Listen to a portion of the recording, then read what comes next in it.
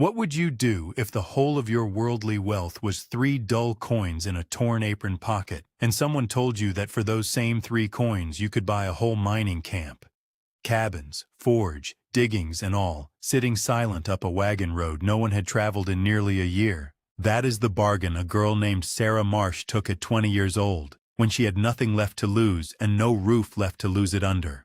What she found waiting for her in Cinder Gap, tools still lying where hands had dropped them, kettles half full, lanterns cold at their wicks, was stranger than any bargain. Stay close, settle in. The story does not go where you think. The wagon that carried her up the last of the road did not belong to her, and the driver did not speak. He was a freighter named Halloran who was hauling barrels of lamp oil and sacks of flour to a settlement 2 ridges over, and he had agreed, for the price of a mended shirt cuff and a shared crust of bread, to let her ride as far as the turnoff. He was a lean man with a gray mustache stained yellow at the corners, and he chewed on a splinter of pine the entire climb without ever setting it down.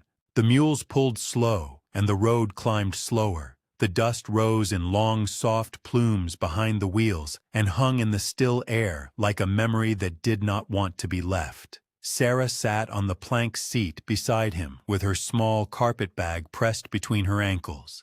The bag held everything she owned in the world.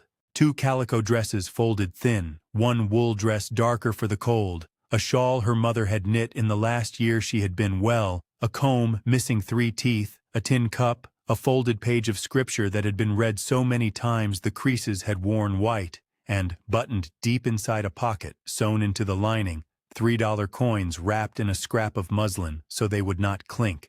Her boots were cracked across the toe. Her hands were red at the knuckles. She wore a plain gray calico with a white collar that had once been white and was now the color of weak tea, and over her shoulders a brown wool shawl that smelled faintly of the wood smoke of a stove she no longer had a right to sit beside.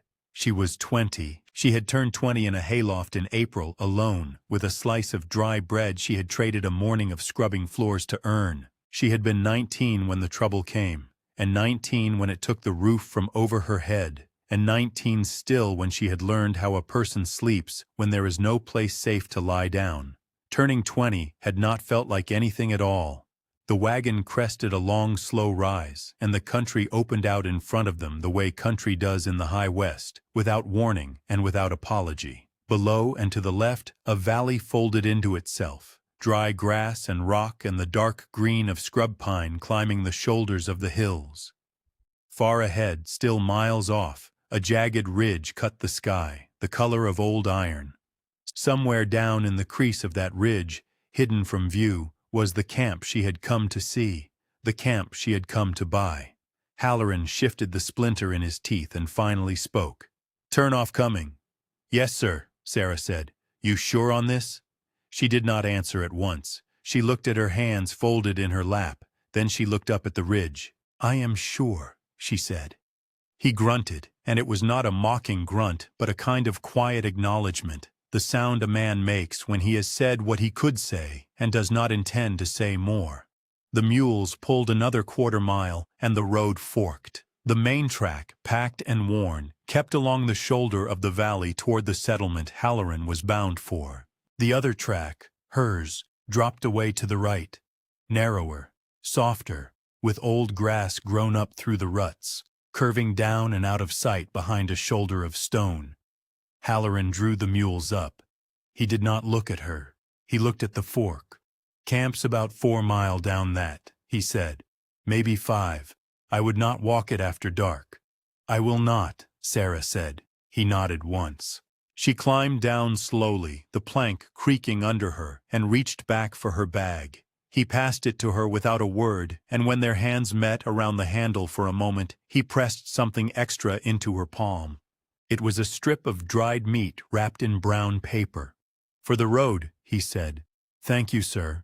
He tipped the brim of his hat. He did not say goodbye.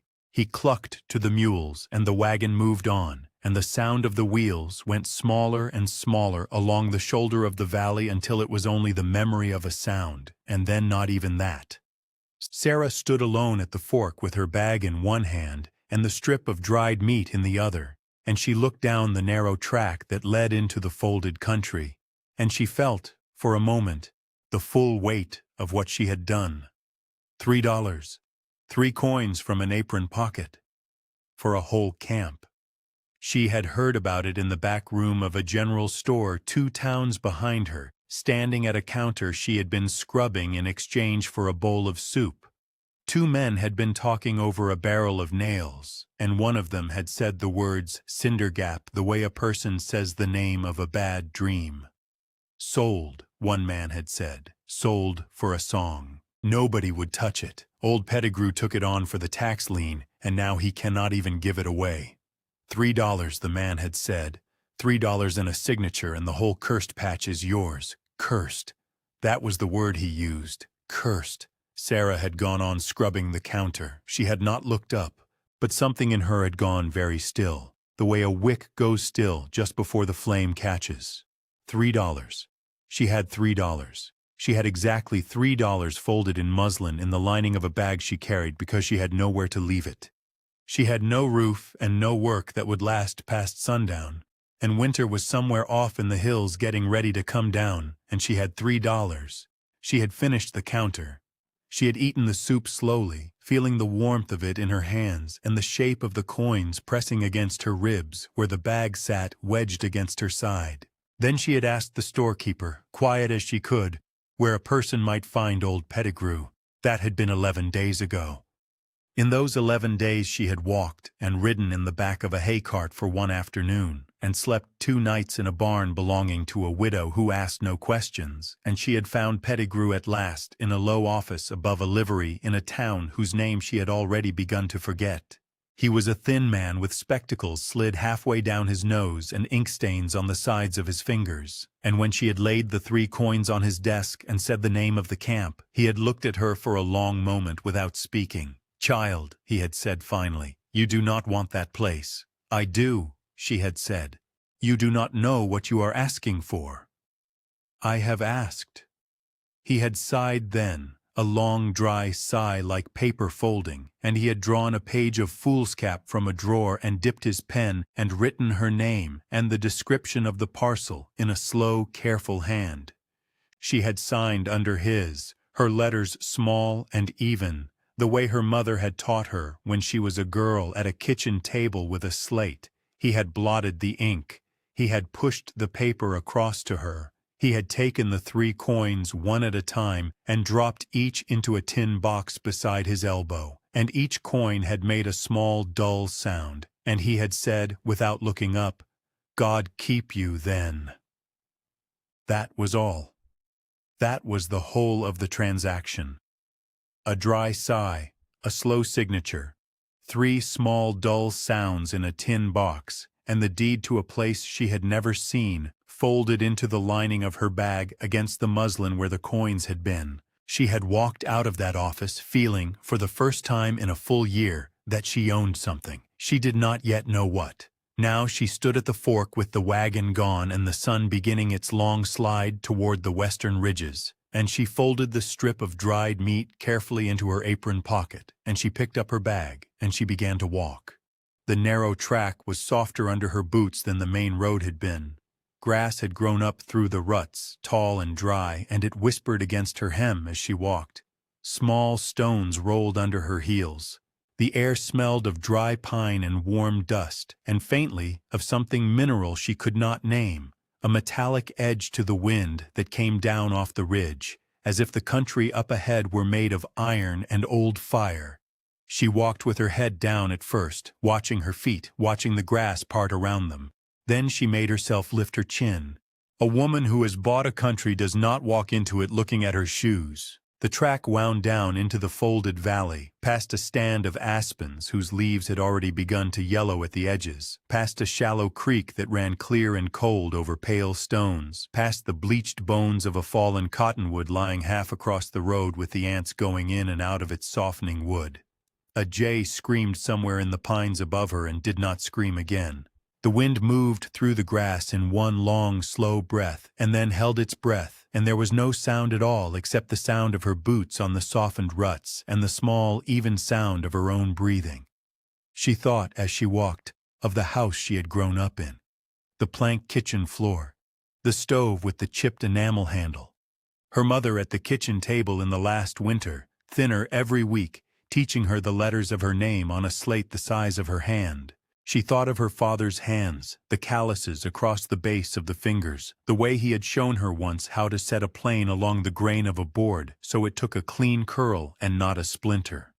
She thought of the morning nearly a year ago when she had come home from an errand and found the door of that house nailed shut with a paper tacked across it, and the man from the bank in the yard with two others, and the way he had not looked at her while he read what the paper said.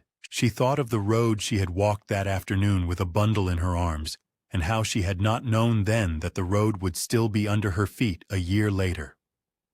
She stopped for a moment where the track leveled out along the creek. She set down her bag. She knelt and put both hands into the cold water and washed her face, and the shock of the cold against her skin was so sharp and so clean that for one instant she felt entirely awake, entirely present, as if the year behind her had rinsed away in the current and left only the girl kneeling at the creek in the folded valley on the road to a place no one else wanted. She stood.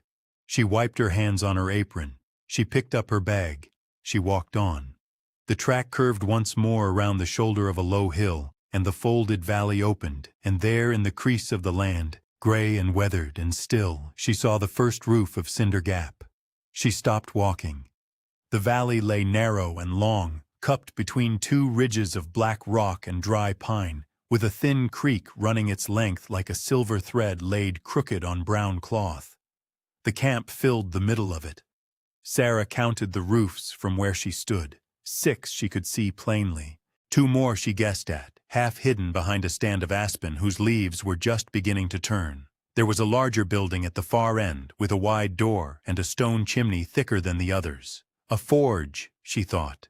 There was a shed with a sagging roof, and past that a black scar in the hillside that she knew, without being told, was the mouth of the mine. Nothing moved. No smoke rose from any chimney.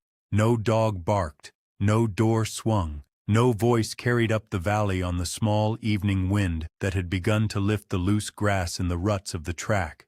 The stillness was not the stillness of a place asleep. It was the stillness of a place set down and stepped away from. Sarah walked toward it. The track dropped gently as she came off the shoulder of the hill. She could hear her own boots on the dry grit, and the small chirr of a grasshopper somewhere in the weeds, and the creek running to her left. She could smell pine and dust and something faintly sour that she could not name, which she would later understand was the smell of iron rusting in the open air for a long time. The first cabin stood close to the track on her right. It was small, its door slightly ajar, its single window unshuttered. The chinking between the logs had begun to fall out in places, and grass grew tall along the base of the walls. A pair of leather boots stood on the step, side by side, as if their owner had set them there to knock the mud off, and had not yet come back for them. The laces were still tied. Sarah stopped in front of the boots. She did not touch them. She looked at them for a long moment, at the way the leather had cracked across the toe where the sun had struck it, at the faint bloom of green mold along the seams. Whoever had left them there had been a man with a foot 2 sizes larger than her own. She looked up at the door of the cabin. It stood open a hand's width. Beyond it, in the dimness, she could see the corner of a table. She stepped past the boots and pushed the door with the flat of her hand. The door swung inward without complaint. The hinges had held. Inside the cabin, the air was cool and dry and carried the same faintly sour smell as the outside, only stronger. A single room. A table with 2 stools drawn up to it. A tin plate on the table with the black remains of something long since dried into it. A fork beside the plate. A cup on its side, its contents evaporated to a dark ring on the wood. A wool coat hung from a peg on the wall. A rifle leaned in the corner. Sarah stood in the doorway and looked. Her eyes moved slowly. She saw the bunk against the far wall with a blanket rumpled across it as if thrown back in a hurry. She saw a pair of trousers folded on the foot of the bunk. She saw a lantern on a shelf, its glass dusty but unbroken, a wick still in it. She saw a shelf of tins with faded paper labels. She saw a page of newsprint pinned to the wall with a nail, its edges curled, its lines still legible in the failing light. She did not step inside. Something in her, something older than thought, told her that to cross that threshold was to become part of what had happened here, and she was not ready to be part of it yet. She wanted to see the shape of the camp first. She wanted to know what she owned before she stood inside it. She pulled the door back to the width she had found it and moved on.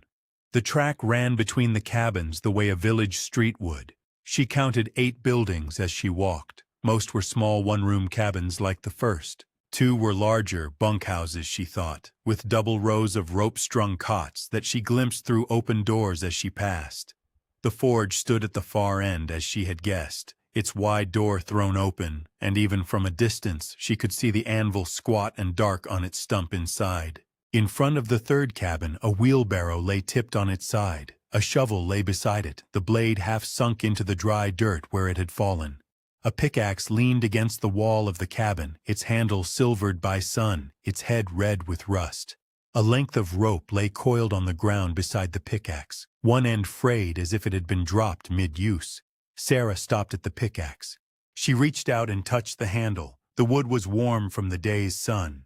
Her fingers found the shallow polish where a man's grip had worn the grain smooth over months or years of use. She lifted the axe an inch and set it back against the wall. It was heavier than it looked. She walked on. Between 2 cabins, a clothesline was strung, sagging in the middle.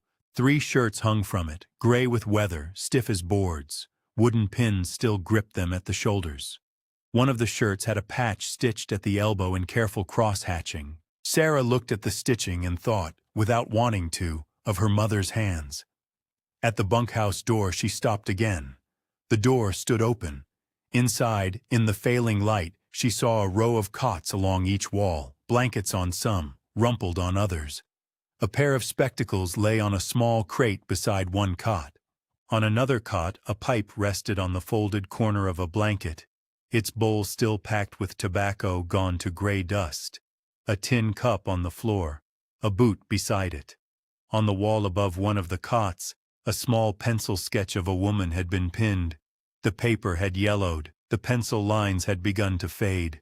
The woman's mouth was turned up at one corner as if she had been trying not to laugh while the drawing was made.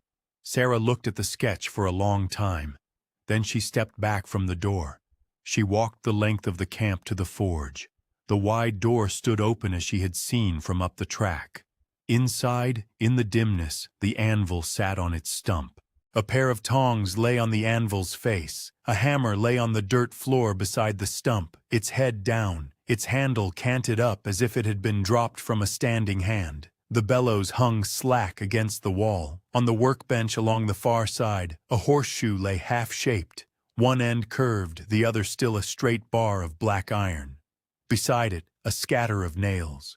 Beside the nails, a leather apron folded once and laid down neatly, as if the smith had meant to put it back on after a moment's errand. Sarah stood in the door of the forge and did not go in. The light had begun to slide toward the color of honey along the tops of the ridges. Down in the valley the shadow had deepened. Somewhere behind her a nightbird called once and went silent. She turned slowly and looked back the way she had come, at the row of cabins, at the open doors, at the wheelbarrow tipped on its side, at the pickaxe leaning against the wall, at the boots on the first step, and she understood, without any single fact having arranged itself into words in her mind, that these men had not moved out. They had not been paid off and packed up and driven down the track in a wagon with their tools rolled in canvas and their bunks stripped bare. They had stopped what they were doing. They had set down what they held. They had walked away, or been walked away, in the middle of an ordinary hour of an ordinary day, and no one had come back for any of it. She stood a long moment in the forge door. Then she said, aloud, to no one, "I bought this." Her voice was small in the valley.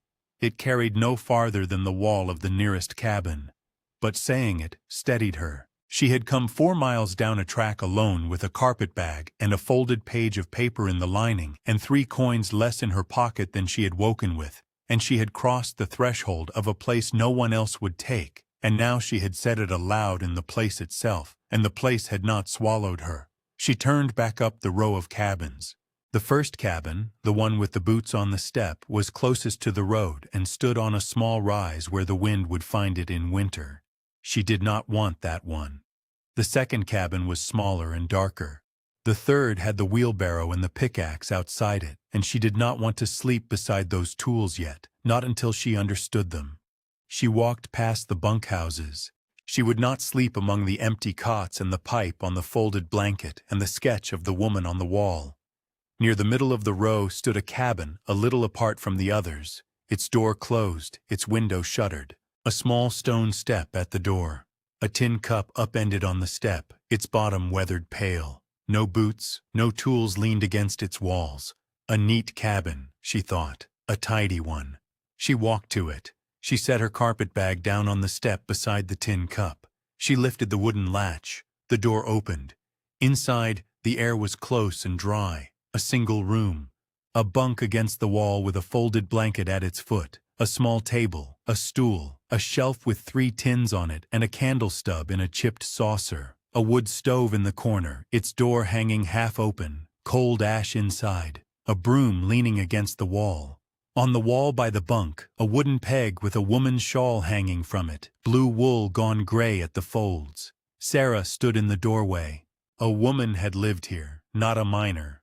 A woman. She looked at the shawl for a long moment. Then she stepped back from the door and pulled it closed, and picked up her carpetbag from the step and moved on to the next cabin down. That one was empty of any sign of a person. A bunk, a table, a stove, a shelf, nothing on the shelf, no coat on the peg, no cup on the table. A cabin that had been swept before it was left. A cabin whose owner had gone somewhere expected.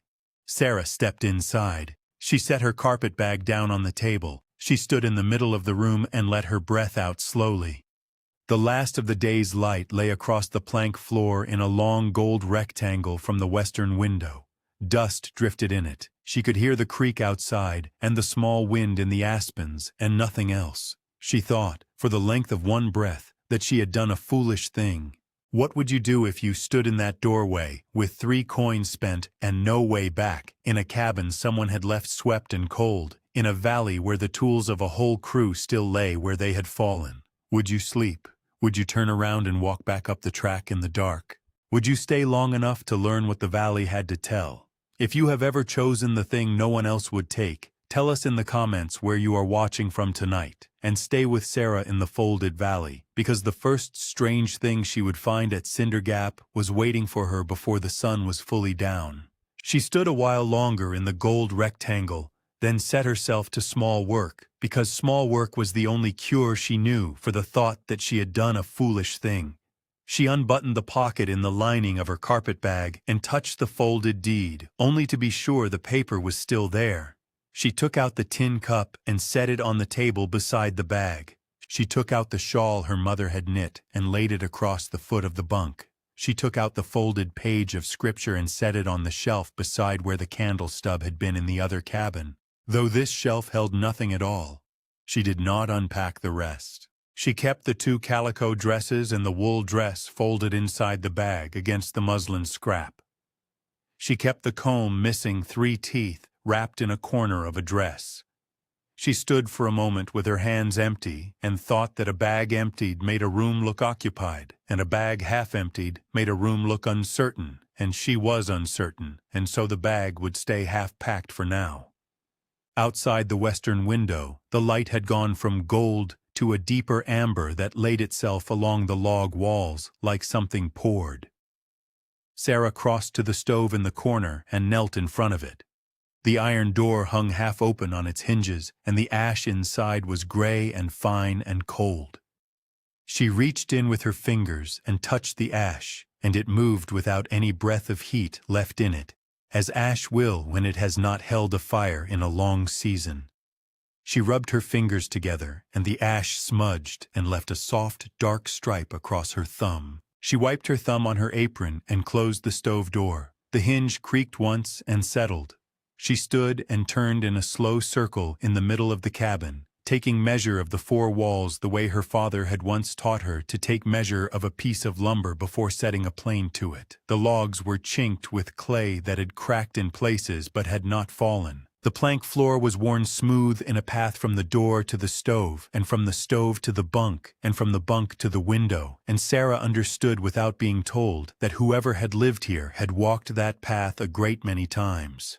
The window glass was single-paned and warped, and through it the aspens outside bent into small silver shapes. The door had an inside latch of iron with the pin still bright at its point where a thumb had lifted it. The bunk was rope-strung, and the rope was slack but not rotted. She pressed a hand to it. It gave and held. She thought she would step outside once more before the last light went, to look again at what she owned. She lifted the latch and pulled the door inward. The hinges made a small, clean sound. She stepped down onto the stone step and let the door drift back behind her without quite closing. The valley had changed in the little time she had been inside. The ridge to the west now held the sun as a thin, bright line along its crest, and the crease of the valley had filled with the blue that comes before dark. The creek made its small, unbroken sound to her left. The row of cabins stood dim and orderly along the track. The forge at the far end had gone into shadow so that its open door was black. Nothing moved, nothing that she could see. And then a thing did move, and Sarah felt her heart tick against her ribs before her mind had named what she had seen. Along the track between the third cabin and the fourth, a shape had detached itself from the wall of a cabin and become a figure and had begun to walk toward her. It walked slowly. It did not call out. It did not raise a hand. Sarah did not step back. She had learned in the year past that stepping back was a way of telling a stranger they might come on. She set her feet on the stone step and let her hands hang open at her sides, and she watched. The figure came closer along the track and resolved itself into a person, and the person into a woman, and the woman into an old woman in a long dark dress and a black shawl pulled up over her head so that the shawl made a hood against the coming dark.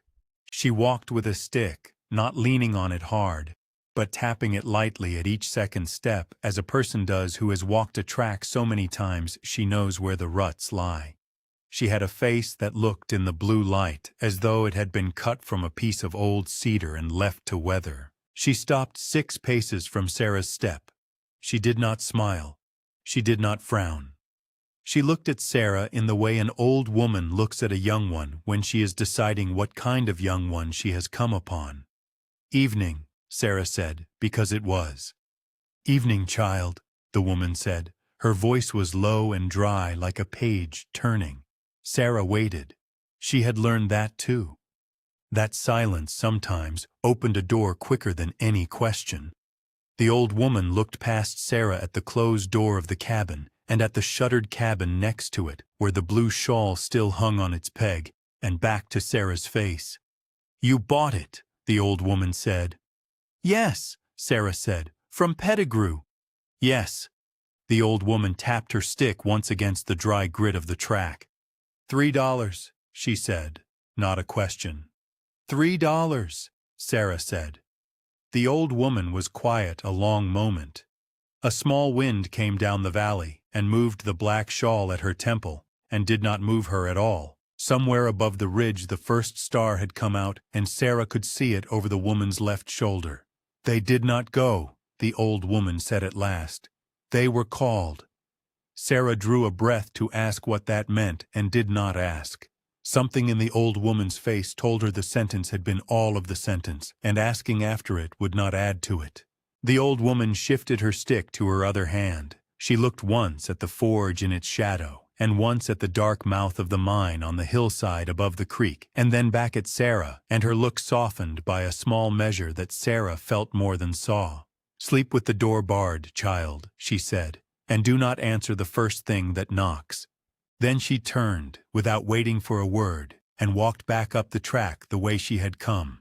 Her stick tapped its second step tap. Her black shawl went into the deeper blue between the cabins. At the third cabin, she seemed to pause, and lay a hand on the wall and go on. At the seventh cabin, she was no more than a darker patch in the dark. Between the 7th and the 8th she was gone, though Sarah did not see where she had turned off, or whether she had turned off at all. Sarah stood on her step a while, listening. The creek, the aspens, a night bird again, farther off. No footfall coming back. No voice.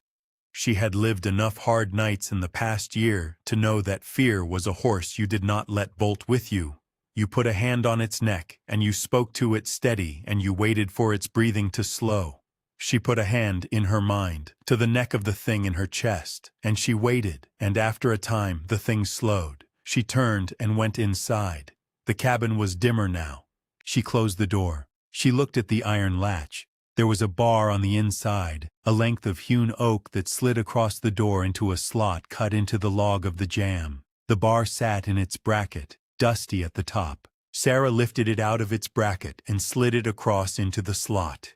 It went home, with a small dry sound. She stood a breath, and then she lifted it back out and set it in its bracket again, because barring a door she had not yet decided to sleep behind felt like an answer given too soon. She would decide when she meant to sleep. She found in the corner behind the stove a small stack of split kindling, and one length of split cordwood so dry that when she lifted it, it felt as light as a page. Whoever had swept this cabin had left fuel enough for one night. Sarah understood, though she could not say how, that the fuel had been left for her, or for someone, and that the person who had left it had known someone would come, someday, and want a fire. She laid the kindling in the stove, and set the cordwood on top, and struck a match from the small paper packet in her carpet bag, and touched it to the shavings, and the shavings caught, and the fire took hold quickly, because the wood was dry, and the draught was clean. She closed the stove door with the fire in it. The iron began after a minute to tick as it warmed. She sat on the stool at the table with her hands folded and let the small warmth reach her. The stove made the sound of a stove, and it was the first friendly sound the cabin had made since she had stepped into it. She thought of the old woman's line. She turned it in her mind the way a person turns a coin. They did not go. They were called. She could make nothing of it. She set it aside on a shelf in her mind, the way she had set the folded scripture on the shelf on the wall, and she meant to come back to it later. She was tired, she found. Tired in the marrow. She had walked most of the day and had eaten only the strip of dried meat Halloran had given her at the fork and a mouthful of creek water where she had washed her face. She took the meat out of her apron pocket now and unfolded the brown paper. There was more than she had remembered, a thick strip salted well. She tore off a small piece and put it in her mouth and chewed slowly. It was tough and good. She folded the rest away for morning. The fire moved behind the stove door and threw a moving line of orange along the seam. On the floor, the gold rectangle from the western window was gone and had been replaced by a small square of firelight from the stove seam that lay across her boot. She thought of the townspeople in the town she had left, the men in the general store back room over the barrel of nails, the way one of them had laughed when he had said "cursed patch," the way the storekeeper had blown out through his teeth when she had asked after Pettigrew. The way a woman at the counter had turned her head aside and murmured something Sarah had heard as poor thing and had chosen not to hear. She thought of the man in Pettigrew's outer room who had leaned on the doorframe with his hat pushed back and had said, loud enough to be sure of being heard, "Well now, look at that. A little bit of a girl come to buy the graveyard." He had laughed, and Pettigrew had not laughed with him. Pettigrew had only said, "That will do, Mr. Rowe," in a voice as flat as a plank, and the man Rowe had grinned wider and said, $3 was it? I'd have paid $2 and been robbed." She had signed the paper while Rowe watched her hand. When she had straightened, he had tipped his hat to her in a way that was not a courtesy. "Enjoy the ghosts, miss," he had said. "They'll be your only company." And then he had laughed his loud, dismissive laugh and gone out down the livery stairs, and his boots had sounded on the plank steps for a long time. Sarah, sitting now at the table in the cabin she owned, put her palm flat on the wood and felt the grain under her hand. The wood was smooth and cold. It did not feel like a graveyard. It felt like a table. She got up and crossed to the door and lifted the oak bar out of its bracket and slid it home into its slot. After all, It went with the same small, dry sound as before. She stood a breath, with her hand on the bar. Then she turned and looked at the cabin, at the stove ticking with warmth, at the carpet bag half open on the table, at the shawl her mother had knit laid across the foot of the bunk, and she thought that a person who has been called a graveyard by a laughing man in a doorway must, on her first night, choose whether to become one or not, and she chose not. She sat again at the table and waited for the fire to burn down enough that she could bank it and lie down. Outside, in the folded blue valley, something knocked once, very softly, against a wall she could not see.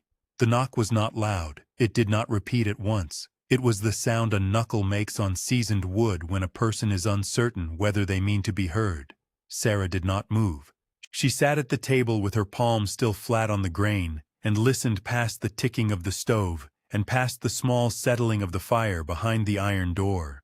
The cabin held its own small noises, the creak of a rafter cooling, the whisper of dry chinking somewhere along a wall, the soft click of a coal breaking apart. Under those noises, and behind them, the valley kept its own long silence. The creek to her left carried on in a thin, steady rush. The aspens moved once in a breath of wind and were still.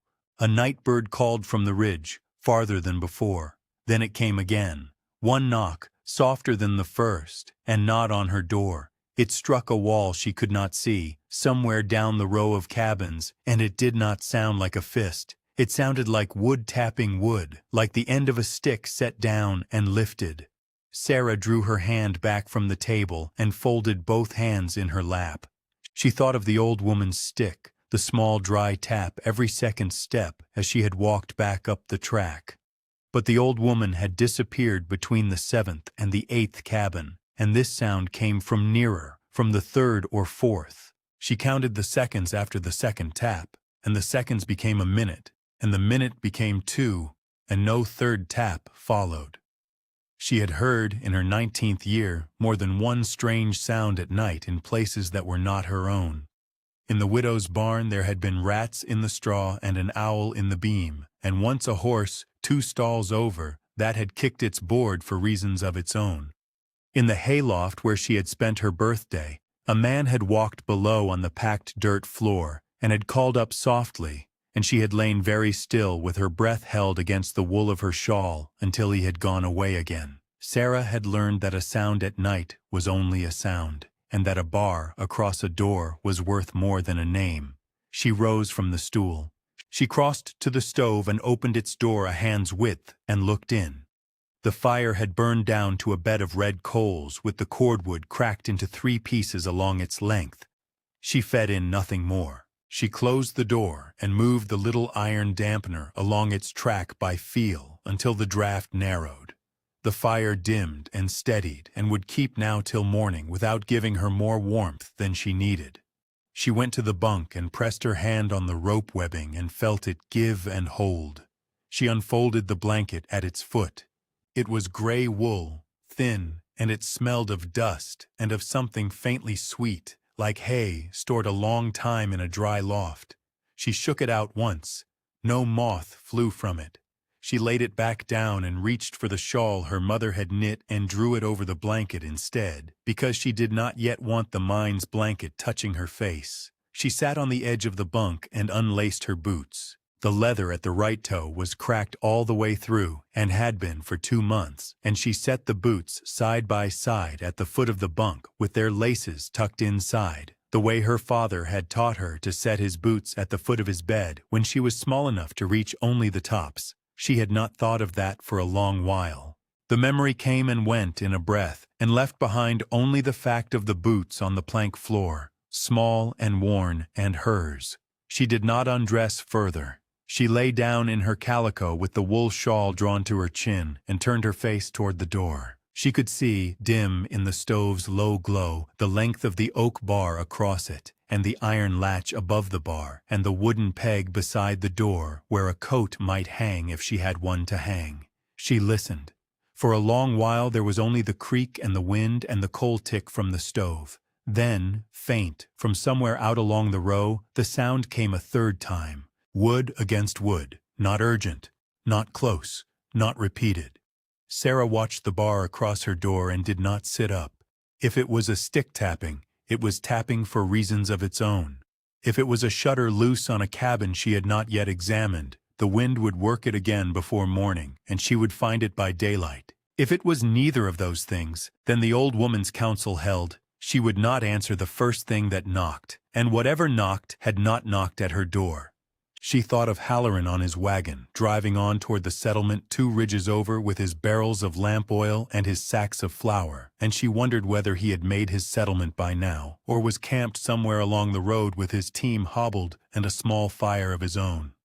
She thought of the strip of dried meat folded in its brown paper in her apron pocket, and the way he had handed it down to her without ceremony, as a man hands a thing to another man on the road. She thought of the widow's barn and the widow's face at the kitchen window in the morning, half curtain and half glass, and how the widow had lifted a hand to her from that window as she walked out to the road, without ever having asked her a single question, and how a raised hand from a kitchen window can be a kind of blessing if a person is empty enough to receive it as one.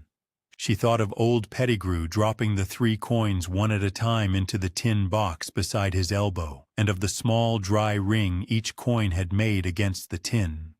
She thought of the paper on which he had written her name in his slow, careful hand, and the way the blotter had lifted the wet ink in a soft press, and how the folded page had slid across the desk to her with a quiet whisper. Cinder Gap. The parcel description had used 3 lines. She had read it once, and then folded the page along its creases and slid it into the muslin pocket in the lining of her carpet bag where the coins had been. The coins had gone out of her life and the deed had come in, and the exchange had been the whole business of an ordinary hour of an ordinary day, and now she lay in a cabin that came with the paper, and the paper had been true. The knock did not come again. She slept in pieces. She woke once, and did not know where she was, and then remembered, and did not move, and slept again. She woke a second time and heard the creak, and thought for a breath that it was rain, and remembered again, and slept. She woke a third time, in gray light, and it was morning, and the fire in the stove was only warmth without flame, and outside the window the valley was full of pale mist that had come up off the creek in the last hour before dawn. Sarah sat up. Her back ached from the rope webbing, and her feet were cold, and her mouth was dry. She swung her legs down, felt the plank floor, laced her boots, and stood. She lifted the oak bar out of its slot, set it back into its bracket, and drew the door inward. The mist was in the aspens and along the ground between the cabins. It was thin enough to see through and thick enough to soften every edge. The row of roofs stood gray in it. The forge at the far end was a paler shape with a darker door. The mouth of the mine on the hillside was hidden. The creek to the left ran under a low, pale ribbon of its own breath. Sarah stepped down onto the stone step. She stood in the mist and looked along the row. Nothing had moved in the night that she could see. The wheelbarrow in front of the 3rd cabin lay on its side where it had lain. The shovel stood as it had stood. The pickaxe leaned, the rope coiled, the clothesline between the 2 cabins sagged with its 3 stiff shirts on their wooden pins. She walked slowly down the row, careful not to make noise, though there was no one to disturb. The mist beaded on the wool of her shawl in small silver drops. Her breath went out white. At the 3rd cabin, she paused. She looked at the wall on the mine side of the cabin. There was nothing new against it. She walked around to the back. The wall there stood plain, chinked, weathered, silent. No stick lay against it. No shutter hung loose. A small pile of split kindling was stacked against the wall under a slight overhang of the roof, mossed at the base. She looked up at the eave. No bird had built there. She walked on. At the 4th cabin, along the wall facing the track, she found what she was not sure she had been looking for. Halfway up the log, at about the height of a man's chest, a strip of the log's bark had been struck away in a small pale patch about the size of her palm. The wood beneath was fresh under the mist, not gray, but a light honey color, and the strike marks in it were narrow and short, as if a stick end had been set against the wall and knocked and knocked and knocked. The marks were newer than anything else at Cinder Gap that she had yet seen. She stood a long while and looked at the pale patch and did not touch it. Then she stepped back onto the track and walked to the end of the row, past the bunkhouses with their open doors and their rows of rope-strung cots, past the forge with its anvil and its tongs and its half-shaped horseshoe, to where the ground began to rise toward the black scar in the hillside. The mist was thinner there. The mouth of the mine stood open, framed by two heavy timbers set into the earth, and a lintel timber above, all of them gray, all of them sound. A rail track ran out of the mouth for a short way and stopped at a wooden buffer. On the buffer sat a tin lantern with a wick still in it and a scrap of dark residue in its dish, as if it had been set down and not lit again. Sarah looked into the mouth of the mine. The dark began 3 paces in and did not resolve into anything her eye could name. Cold air came out of it steadily against her face, smelling of wet stone and iron and something faintly like tallow. She did not step inside. She stood at the threshold with her hands loose at her sides, and she listened and heard nothing at all from within. No drip, no creak of timber, no distant sound of any kind. It was the deepest quiet she had ever put her ear to. She turned and walked back down the rise into the mist and the cabins and the small waking noises of the day beginning, and she thought that she had lived one night at Cinder Gap and had not answered what had knocked, and had found in the morning a pale patch on a wall where something had struck at wood the way a person might strike who wanted only to be sure that a wall was still a wall. She did not know what the pale patch meant. She set it aside and lived with it, as she had already learned to live with much, and she went back to her cabin to eat the last of the strip of dried meat by the small warmth of a stove, whose fire she would build up again before the mist burned off the valley. She built the fire up as she had said she would. She opened the stove door, laid 2 lengths of the split cordwood she had found stacked behind the stove into the bed of coals, blew twice gently on the red at the base, watched the bark catch, and closed the door again. The iron began to tick as the new heat found it. She held her hands over the top of the stove until the cold went out of the joints of her fingers, and then she sat down at the small plank table and unfolded the brown paper and ate the last of the dried meat in small, careful pieces, chewing each one longer than her hunger wanted. She drank creek water from the tin cup. She had filled the cup at the creek before the mist thinned, kneeling once more with both hands in the cold water and washing her face a second time, because a face washed in the morning was a face that had decided to be awake. When she had eaten, she folded the brown paper into a square the size of her palm and put it into the pocket of her apron. She did not throw it away. Paper was paper. Sarah sat at the table and thought about the pale patch on the 4th cabin wall. She thought about it without letting herself go back to it. That was a discipline she had learned in the last year, to notice a thing without going toward it, to set a stone on it in her mind, to walk on. The pale patch was a stone in her mind now. Under the stone was a shape she could not see. She would not lift the stone before she had eaten and warmed her hands and stood up straight in her own cabin, because she had learned that a thing looked at first thing in the morning without warmth or food had a way of looking bigger than it was. She stood up. She smoothed the front of her calico. She retied the strings of her apron. She lifted the oak bar from its bracket and slid it into its slot across the door, and then slid it out again and returned it to its bracket, because it was day now, and a barred door in daylight was a kind of confession she did not want to make in her own cabin to her own self. She lifted the latch and pulled the door inward and stepped out onto the stone step. The mist was thinner. The tops of the aspens showed. She could see the forge at the far end of the row as a shape now, not a smudge. The mine on the hillside was still hidden by a low gray sheet that clung to the base of the ridge.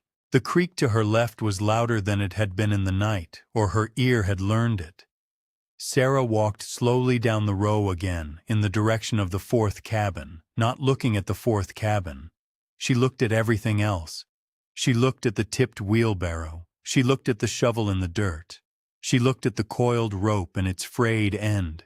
She noticed for the first time that the frayed end of the rope had been cut, not worn. The cut was clean on one side and only frayed on the fibers that had escaped the knife.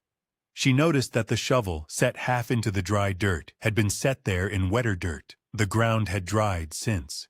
She noticed that the wheelbarrow, tipped on its side, had a stain on its inner tray, a dark half-moon that had once been water and mud and now was only a memory in the wood. She stopped at the fourth cabin and let herself look at the pale patch.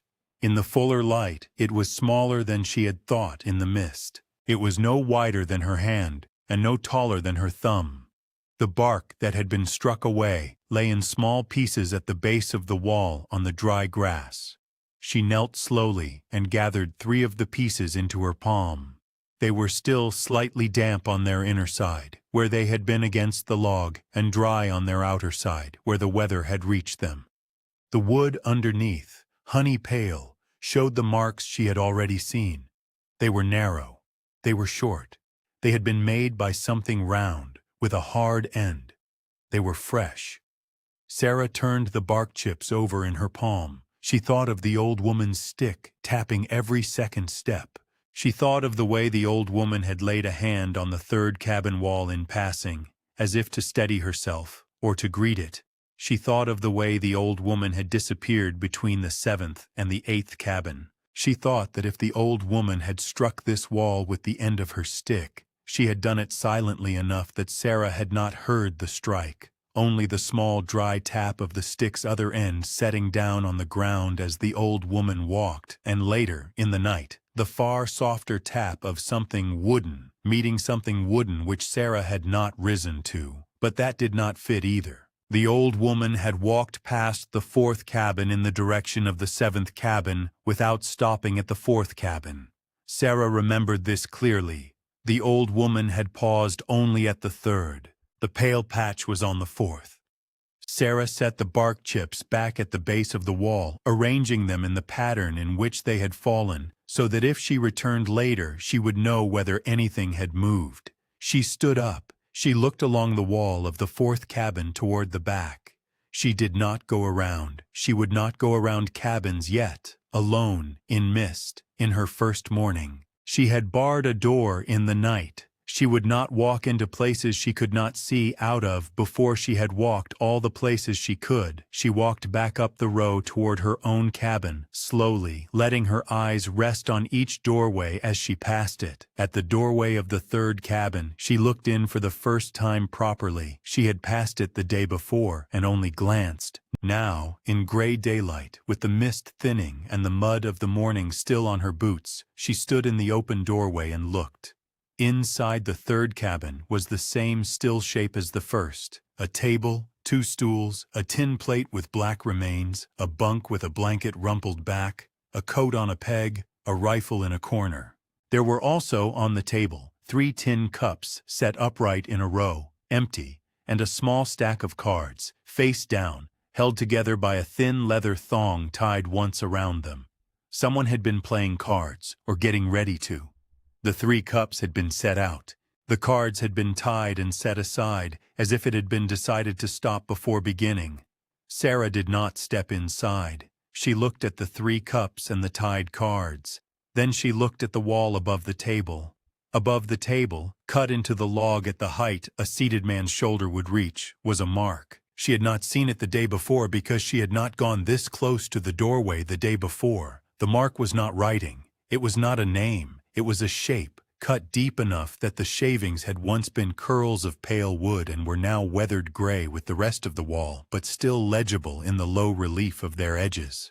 The shape was a circle with a short line running out from its top and a short line running out from its bottom, so that from a certain angle it looked like an eye, and from another angle it looked like a link in a chain, and from a third angle it looked like nothing at all. Only a mark someone had made with a knife, because the knife was in his hand, and the wall was in front of him, and he was waiting for something and did not want to be waiting. Sarah looked at the mark for a long time. She thought of her father's hand on her small hand, guiding the plane along the grain of a board, and the shavings coming off in one long, thin curl. She thought that a man who had cut this circle into a wall had held his knife the way her father had held his plane, close and controlled, and had not been hurrying. He had been sitting at the table. He had been waiting. Then he had stopped waiting and stood up and gone out, and had not come back for the cards, or the cups, or the coat on the peg, or the rifle in the corner. Sarah stepped back from the doorway of the third cabin. She walked the rest of the way up the row without stopping. She reached her own cabin and stepped up onto the stone step and stood there with her hand on the door, but did not go inside. She looked back down the row once more. The mist was almost gone. She could see the whole row now. 8 roofs, the 2 bunkhouses, the forge at the end with its wide door, the shed with its sagging roof, and above and behind on the hillside, the black mouth of the mine framed by its heavy timbers. Nothing moved. No smoke rose from any chimney but her own, and hers was only a thin gray line against the paler gray of the sky. No door swung, no voice carried. Sarah opened her own door and went inside. She left the door open behind her, wide, so that the daylight came in and lay across the plank floor in a long, pale rectangle. She sat down at the table. She put her hands flat on the wood, palms down, the way she had the night before. She waited until her breathing was even. She thought, the wheelbarrow was tipped in wet mud, and now the mud is dry. The rope was cut, not worn. The cards were tied and set down before they were dealt. The mark on the wall above the table was cut slowly by a man who was waiting. She thought, something knocked in the night against a wall not mine, and left a pale patch on the 4th cabin wall where bark had been struck away. She did not yet put these things together. She only laid them side by side, the way a woman lays out the pieces of a torn dress on a table before she begins to mend. She would look at them for a long while before she picked up the needle. Sarah rose. She went to the shelf and took down the folded page of scripture and unfolded it and read one verse without moving her lips, and folded it again along its white-worn creases and set it back on the shelf. She banked the fire in the stove. She lifted her carpet bag from the table and set it against the wall under the bunk, and she did not close it because a bag half open was a bag whose owner had not yet decided to leave. Then she stood in the doorway of her own cabin and looked out at Cinder Gap in the full gray morning, and thought that she had bought a place that had been left in the middle of an ordinary hour, and that somewhere in it a knife had cut a shape into a wall, and that she did not yet know whether the shape had been cut before the leaving or after. Standing in the doorway, Sarah understood that she could not spend the day looking at pale patches and cut ropes and shapes on walls. If she did, the light would move around the cabins, and the sun would drop behind the western ridge, and she would be no better off than she had been at dusk the day before, only hungrier and colder. She had bought a place, and a place required tending whether or not it had been left in an ordinary hour by men who did not come back. The stove needed wood, the creek needed a bucket, the door needed a proper latch, not only a bar lifted in and out by a woman who had not decided. She counted these things in her head the way her mother had once counted stitches, and she felt the small, steady comfort of a list.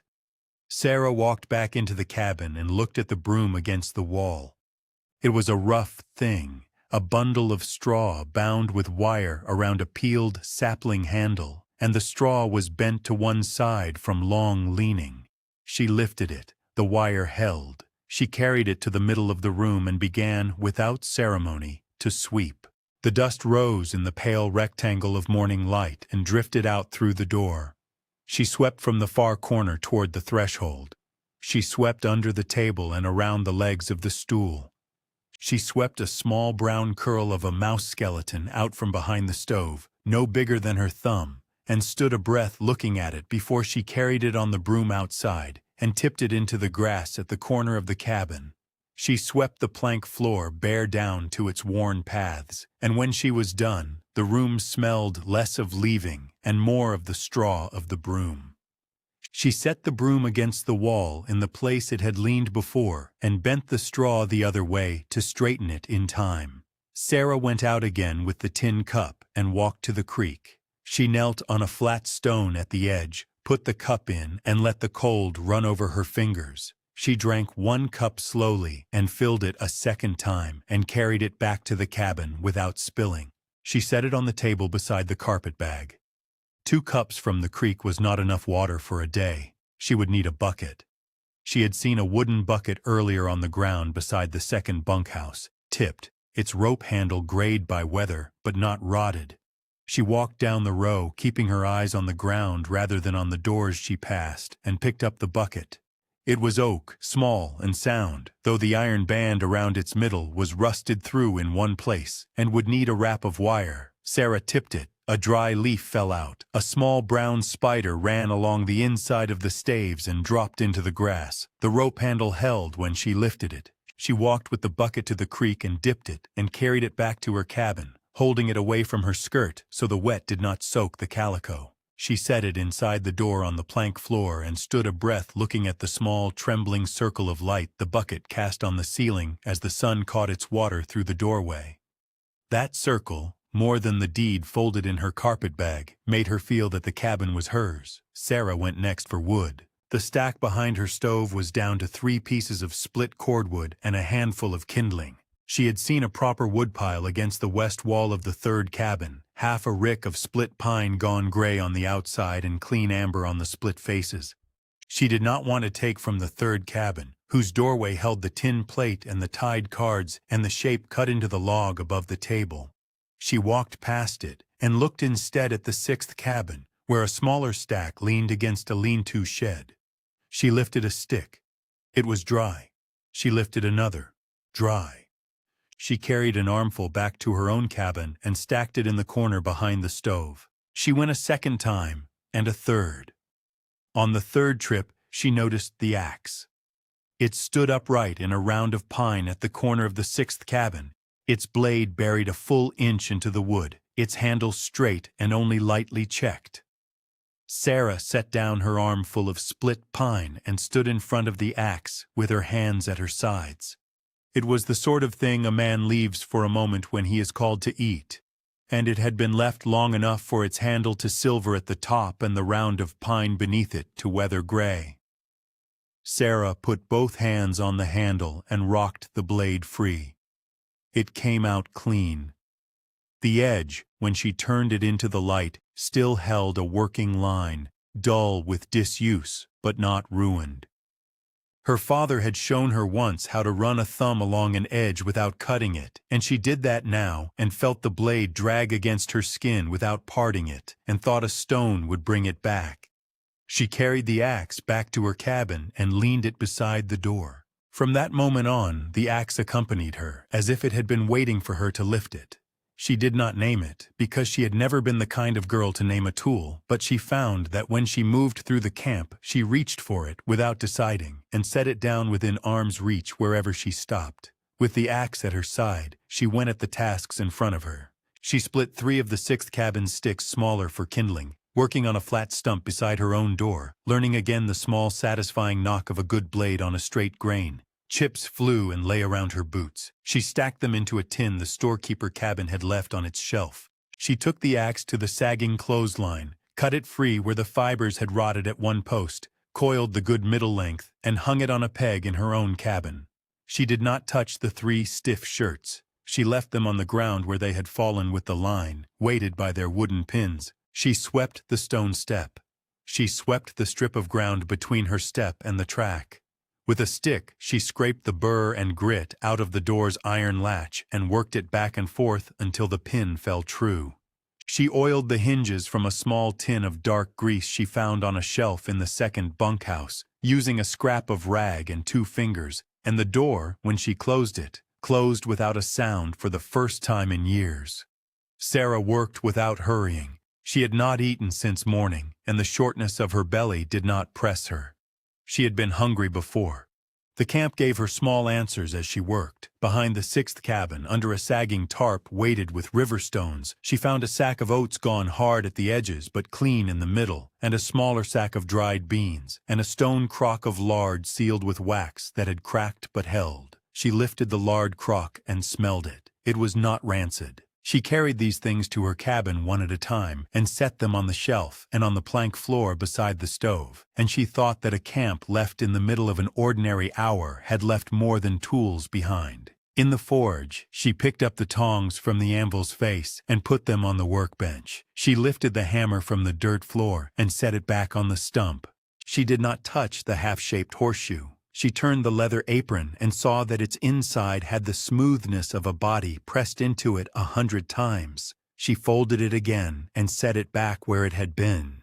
At the second bunkhouse, she found a coil of good hemp rope on a nail behind the door, uncut and unworn, and a small wooden box with 3 horseshoe nails, a bent iron staple, and a spool of black thread. She took the rope and the box. By the time the sun was high, Sarah's arms ached in a way she had not felt for many months. Her palms were red at the base of the fingers where the axe handle had worked her. Her calico was gray at the hem. She stopped in the shade of her own doorway and sat on the stone step and drank a cup of creek water from the bucket. The axe leaned against the log wall beside her thigh. She looked at it and thought of her father, who had said that a tool that trusts its owner will not slip. She had not remembered the sentence in 9 years. It came to her now with his voice around it, and she put her hand on the axe handle and left it there while her breathing evened. While she sat, she noticed a thing she had not noticed in the morning. The pale patch on the 4th cabin wall had been struck at chest height on a man, which meant that whatever had struck it had been held at chest height. A stick set on the ground and knocked would strike lower, near a shin or a knee. Whatever had knocked in the night had been carried and set against the wall by a hand, and lifted and set again. She turned the fact over and set it beside the others she had laid out on the mended dress. The wet mud, the cut rope, the tied cards, the shape above the table. She did not pick up the needle. She only added the piece. She rose and went back to work. She carried the axe to the shed with the sagging roof and cleared the rotten shingles from around the doorway so that she could see inside without ducking under a fall. Within the shed were 3 wooden crates stacked, a coil of tarred cord, an iron pot with a bail, and a whetstone in a leather sleeve. She lifted out the whetstone. She sat again on her stone step with the whetstone across her knee and a bowl of creek water beside her, and she drew the axe across the stone the way her father had shown her, always toward the edge, always at the same shallow angle, wiping the blade clean between passes. The stone made a low, steady sound like a distant creak. The axe answered. When she ran her thumb along the edge again, it caught on her skin in a way that made her lift her thumb before it cut her. She wiped the blade on a corner of her apron and set the axe against the wall. The sun by then was down past the ridge of her roof, and the shade of the eastern ridge was climbing the western wall of the valley. Sarah looked at the pale patch on the 4th cabin wall a last time from her doorway. The bark chips at the base lay in the same pattern she had left them.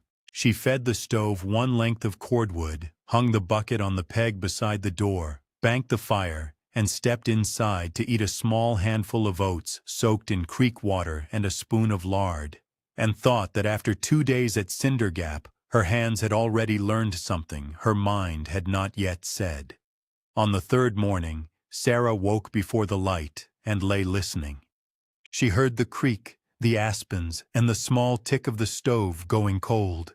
No knocking, no wooden sound against a wall. She rose, laced her boots, drew on her wool shawl, and lifted the oak bar out of its slot. The door opened without a sound because she had oiled the hinges the day before. She stood on the stone step and watched blue light thin over the ridge. She had not slept easy. She had lain thinking about the shape cut into the log above the table in the 3rd cabin.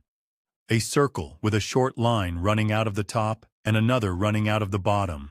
She had seen such marks before on the sides of ore sacks in a town 2 summers back, chalked by men who kept accounts. She had not been able to place it and had turned it in her head like a stone in a pocket until sleep came. That morning she went to the 3rd cabin with the axe in her hand and the whetstone in her apron pocket, and she stopped again in the doorway. The tin plate, the 3 cups upright, the small stack of cards tied with the leather thong, the coat on the peg, the rifle in the corner. She looked at the mark above the table longer than she had looked at it the day before. She looked at the plank floor beneath it. The plank under the table sat a hair proud of the ones beside it. She had not seen it in the doorway light. She saw it now because the sun had cleared the east ridge and laid a low, pale line straight across the room. Sarah stepped inside for the first time since she had bought the camp. She set the axe by the door where she could reach it. She walked around the table and knelt on the plank floor. She ran her palm across the boards from the wall to the middle of the room. The proud plank stopped her hand. She sat back on her heels and looked at it. It was the length of her arm from elbow to fingertip. It was cut cleanly at both ends. It was pegged at each corner with wooden pegs, not nailed. She touched a peg with her fingernail. It moved. Sarah rose, took her axe by the head, turned it around in her hand, and used the flat back of it to tap gently along the length of the plank. Under most of the plank, the sound was solid.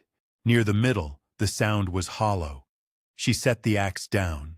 She fetched from her cabin the bent iron staple she had taken from the wooden box in the second bunkhouse. She came back, worked the staple under one corner of the plank, and pried up. The peg lifted with the wood. She moved to the second peg, and the third, and the fourth. The plank came up in her hands, lighter than she had expected, and she set it aside on the table beside the tied cards. Beneath was a shallow space between the floor joists and the earth. It was not deep. It smelled of dry pine and a little of tallow. In the space lay a folded square of oilcloth, the size of a folded shirt, tied with a length of the same thin leather thong that held the cards. Sarah did not lift it out at once. She sat on her heels a long moment and looked at it. She thought of her father folding oilcloth around a bit of copper wire he wanted to keep dry. She thought of her mother wrapping a slice of bread in a scrap of muslin against the days when the wind came under the door. She lifted the oilcloth out with both hands. It was heavier than a folded shirt. Something inside it slid against her palm as she brought it up. She set it on the table beside the cards and untied the thong. The oilcloth opened in 4 folds. Under the first fold was a leather pouch tied at the neck with a drawstring. Under the second was a small book bound in black cloth, the size of her hand. Under the third was a folded paper. Under the fourth and last lay 3 small stones, the color of pale straw with darker veins running through them. Sarah looked at each thing without touching it. She lifted the leather pouch first. Its weight surprised her. She loosened the drawstring, tipped the pouch a little, and dust of a warm color like river silt at sunset fell into her palm and glittered where the low sun touched it. Not the whole pouch, a small tap. She closed the pouch again and set it down as if it were an egg. She had not seen much gold in her life. She had seen a wedding band on a woman's hand at a burial, and once a small ingot on a wooden tray behind an assayer's window in a town whose name she no longer kept. She looked at the dust in her palm and understood in a slow way that it was that same substance weighing a little in her skin. She closed her fingers over her palm. She sat still. She did not shout. She did not laugh. She poured the dust back into the pouch carefully, tapped the pouch on its side to settle it, and drew the drawstring tight again. Then she lifted the black cloth book. The cover was worn soft at the corners. She opened it. The first page was written in a slanted hand in brown ink, some of it faded. At the top of the page were 3 words and a date. The words read Cinder Gap Book. The date was 5 years past. Sarah turned the page. The pages that followed were an account, kept day by day. There were rows of names on the left and rows of small figures on the right and short notes in the middle. Some of the names were repeated day after day, and some appeared once and were gone. Sarah did not know the names, but she saw how the writer had kept them. She saw how the figures added at the bottom of each week. She saw how a small mark like the shape above the table was drawn in the margin beside the figures, and understood then that the mark meant weight held aside, and that the writer had been the man who kept the camp's honest count. She turned pages slowly. The entries went on for 4 years. They spoke of good weeks and thin weeks, of a broken wheel, of a horse gone lame, of a barrel of salt pork that arrived spoiled, of a night when the creek ran too high to work. They spoke of a man taken ill and set apart with a woman who cooked for him, and of the same man rising again and going back to the face. Sarah read of ordinary things kept by an ordinary hand. Then the entries changed. 6 weeks before the last entry, the ink grew thinner as if the writer were spending less time. Names dropped off the left column, one by one. In the middle of the page, in short notes, the writer wrote of a paper served at the forge door by a man on a bay horse, of a claim disputed in a court at the county seat, of a lawyer's letter, of a second letter, of a summons to appear. 3 weeks before the last entry, the writer set down a longer note in the margin. It read that a company from the East had bought the disputed claim and that the miners had been ordered to leave the workings within 30 days. It read that the men had decided to work the face until the last day for the last of the honest count that belonged to them, and to leave then, and to take only what they could carry on their backs down to the settlement. 2 weeks before the last entry, the writer set down another note. It read that the company's man had come with 3 others and had spoken to the foreman at the forge, and that the foreman had told them the men would work the 30 days as the law allowed. The writer had set down the company's man's words as best he could recall them. The words were plain and cold. 1 week before the last entry, the writer set down that a rider had come at evening with word that the settlement 2 ridges over had taken sick, that the settlement's doctor had gone to the county seat for supplies and had not returned, and that the settlement had sent to Cinder Gap for any man who had ever set a bone or sewn a cut. The last entry was 3 lines. The first line named 11 men and 1 woman who had gone down the wagon road that afternoon carrying blankets and a satchel of what medicine the camp held on foot because the horses had been sent ahead with the sick a day earlier. The second line said the writer would go with them at first light with the remaining stores, and that the tools and the last week's account would be laid down where they had left them to be gathered on return. The third line said, God keep them, and God keep the camp, and God keep the honest count. Sarah read the 3 lines twice. She sat with the book open on her knee. The low sun through the doorway had moved across the plank floor and was on her boots. She lifted the folded paper from the oilcloth then. She opened it slowly. It was a single sheet of foolscap, folded 3 times. On it, in the same slanted hand as the book, was written a list of names. 12 in all, with a small cross drawn beside each name. Beneath the list was a line that read, buried at the settlement 2 ridges over, taken by the fever in the month of the 3rd entry. Beneath that was written, in a different, unsteadier hand, and below it a 13th name, and beside it the words, the last, who wrote this, and lay down here, and could not rise. Sarah set the paper down on the table. She put her hand flat on it, and did not move. She understood then what the old woman had meant on the first evening when she had said, they did not go, they were called.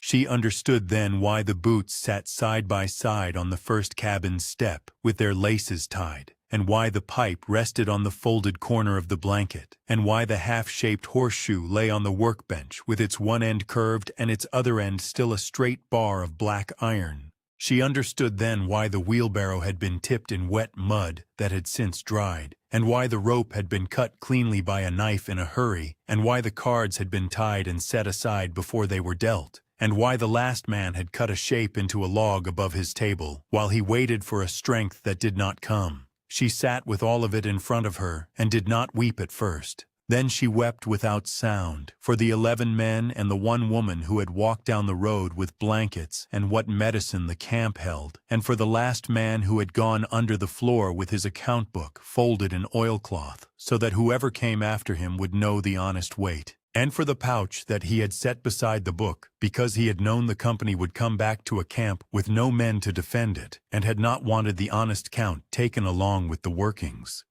After a while she wiped her face on the corner of her apron. She lifted the 3 pale stones then. They were small and heavy for their size. She held them in her palm and turned them, and saw the darker veins running through them, and understood that they were ore, and that the writer had left them as a sample beside the pouch and the book, so that whoever came after him would know where his men had been working the last 30 days, and would know the ground they had worked was honest ground. Sarah put the stones back on the oilcloth. She put the pouch beside them. She laid the folded paper on top. She closed the black cloth book and set it on the paper. She folded the oilcloth over all of it again in the 4 folds and tied it again with the leather thong. She did not put it back under the floor. She lifted it in both hands, carried it out of the third cabin past the tin plate and the tied cards and the coat on the peg and the rifle in the corner, walked down the row without looking to left or right, went into her own cabin, and set the oilcloth bundle on the plank table beside her carpet bag. Then she sat on the stool and put her hands flat on the table on either side of the bundle and stayed that way a long while, until the low sun climbed off her boots and up the far wall of the cabin. She said aloud, though no one was there to hear, that she would keep the honest count, and that she would not let the workings be taken from men who had walked down a road to help their neighbors, and that whatever was hers to do here, she would do. She did not yet know how she would do it.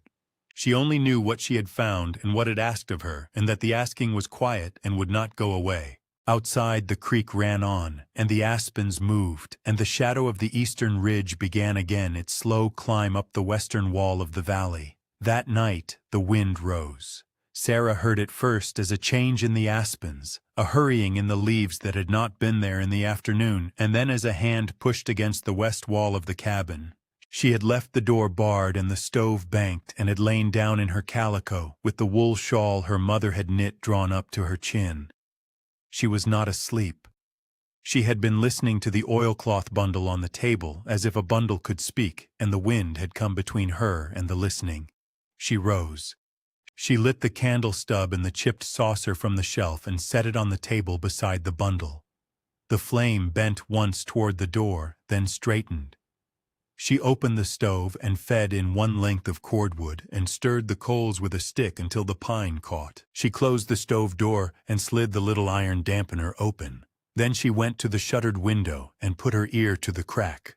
The wind was climbing. She had lived through wind before. She had slept in barns while it worked at the shingles, in a hayloft while it lifted the loose board at the gable end and let it fall back, at the edge of a road while it drove dust into her eyes.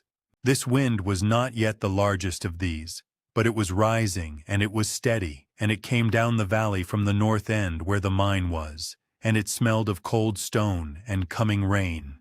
Sarah put on her boots. She lifted the oak bar out of the slot and set it in its bracket. She opened the door a hand's width. The valley outside was gray-blue, the aspens showed as a pale movement, and the row of cabins stood in their line. No lantern moved anywhere. She could not see the forge at the far end for the dark. She closed the door and barred it again.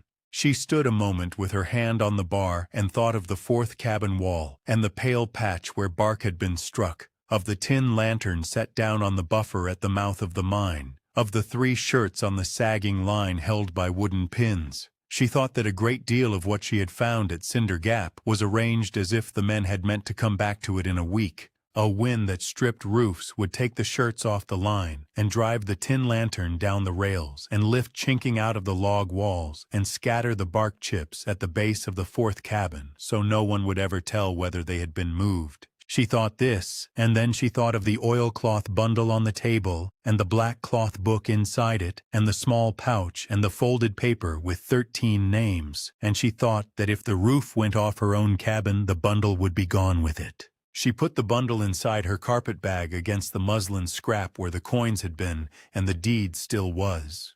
She buttoned the inner pocket. She set the bag on the plank floor under the bunk and pushed it back against the log wall. Then she took the axe from where it leaned by the door and went out. The wind met her at the step. It pulled at her shawl and lifted the hem of her calico and pushed her half a pace sideways before she set her boot. She closed the door behind her and heard the latch pin fall true.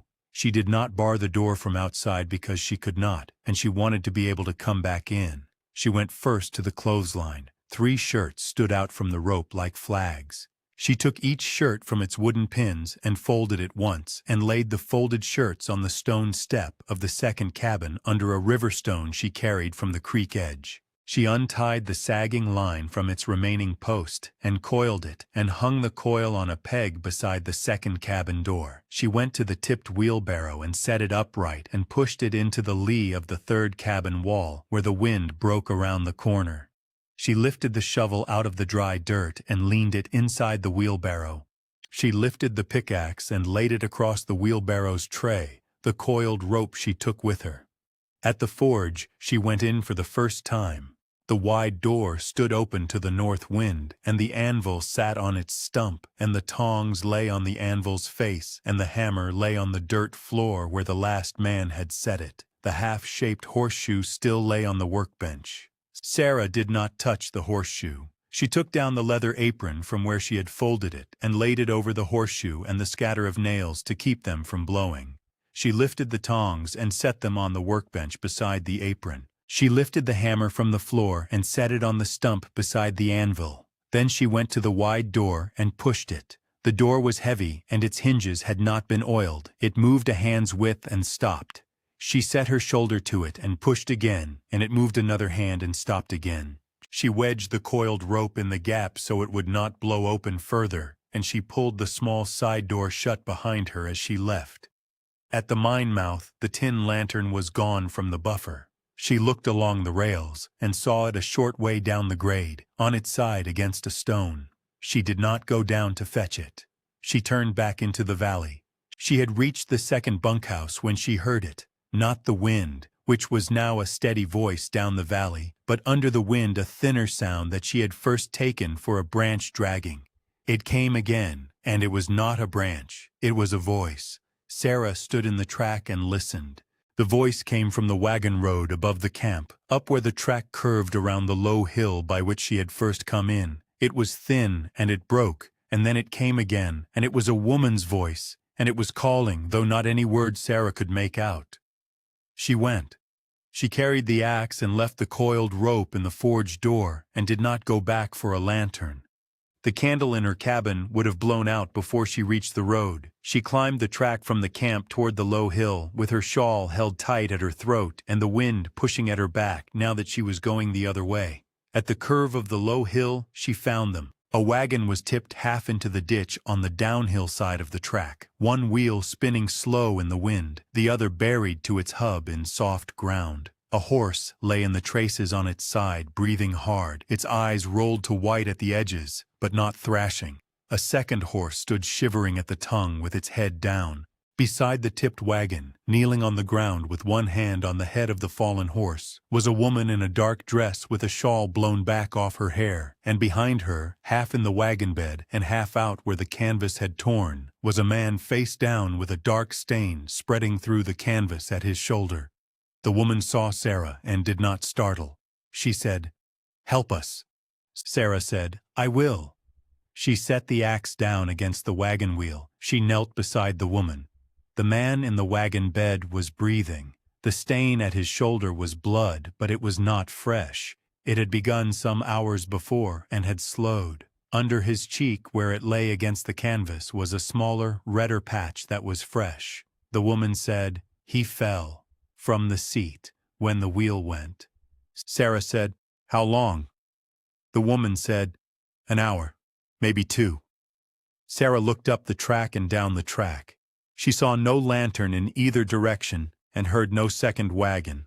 The wind came in a longer gust, and the tipped wagon rocked once on its buried wheel. She said, "We cannot stay here." The woman said, "I cannot lift him."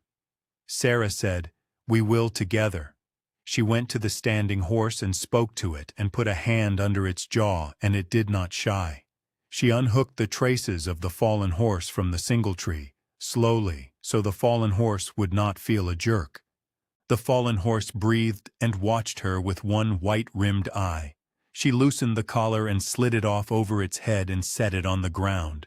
Then she went to the wagon bed and lifted the torn canvas back off the man. He was long and thin and older than the woman by 20 years, and his shirt at the shoulder was soaked through and his face was gray. Sarah took his ankles and the woman took under his arms, and they lifted him down together with the wind at their backs and set him on the ground beside the fallen horse. Sarah folded her wool shawl and set it under his head. She said, "My cabin is down the track, a quarter mile. There is a stove." The woman said, "He cannot walk." Sarah looked at the wagon. The bed of the wagon was sound where it had not torn. She said, "We can drag him, on the canvas." They cut the canvas free from the wagon frame with the axe. It came in a long sheet larger than a man. They rolled the man onto it as gently as they could and folded the edges up around him, and Sarah tied a length of the frayed rope from the third cabin. She had put it in her apron pocket that morning without knowing why, through 2 grommets at the head end. Sarah took the rope over her shoulder. The woman took a corner of the canvas at the man's feet. They began down the track. The canvas slid on the dry grit. The wind pushed at their backs and helped them down the little slope. The standing horse followed at a distance, with its head low. The fallen horse lay where it lay and did not lift its head. They reached Sarah's cabin as the first rain came. 1 drop and then 5, and then the sound of it on the roof shingles like something poured out of a bucket at a distance and coming closer. Sarah lifted the latch and pushed the door inward with her hip, and they dragged the canvas over the stone step and into the cabin and laid the man on the plank floor by the stove. Sarah barred the door behind them. She fed the stove 3 lengths at once. She lit the candle again from the coals. She took her tin cup and dipped it in the bucket and held it to the man's mouth. He drank a swallow and coughed and drank another. The woman knelt at his other side and opened his shirt at the shoulder. The wound was a torn place, not a cut, where he had come down on the iron edge of the seat brace when the wheel went. It was not deep, but it was long. Sarah went to the shelf and took down the spool of black thread from the small wooden box, and the bent iron staple she had used that morning to lift the plank, and a folded strip of clean muslin from the lining of her carpet bag, where she had once kept it against the coins. She said, "I have not sewn a man." The woman said, "I have." Sarah threaded the needle, a fine one she had carried in her apron since she was 14, and she held the candle close, and she held the shoulder still while the woman worked. The man made no sound. His eyes were open on the log ceiling, and he watched a knot in the wood as if it were a distant star. When the woman had set 6 stitches, Sarah bound the shoulder with the muslin and with a torn length from her second calico dress that she took from the carpet bag without hesitation. She had 2 dresses. She would have one. It was enough. The rain came harder. It came on the roof and against the shuttered window and along the west wall where the wind drove it. The stove ticked and grew hot. The man slept, or something near sleep. The standing horse Sarah had led into the lee of the cabin was tied at the peg where the bucket had hung, its head down, its coat darkening in the rain. The woman sat back on her heels beside the man and looked at Sarah for the first time in full light. She was perhaps 35, and her face had the color of long walking, and her hands were the hands of someone who had cooked over open fires and set bones and drawn water and kept a house without help. She said, "Who are you?" Sarah said, "Sarah Marsh." The woman said, "Whose place is this?" Sarah said, "Mine." The woman looked at the plank walls, and at the stove, and at the carpet bag under the bunk, and at the axe standing by the door with the rain sound behind it, and at the candle stub in the chipped saucer. She said, "God sent us down the right track." Sarah did not answer. She got up and put another length of cordwood in the stove, and closed the door, and slid the dampener half shut. She sat down on the stool at the table and put her hands flat on the wood on either side of where the oilcloth bundle had been. Outside, the wind pulled at the shingles and did not lift them. The rain ran off the eaves in a steady line.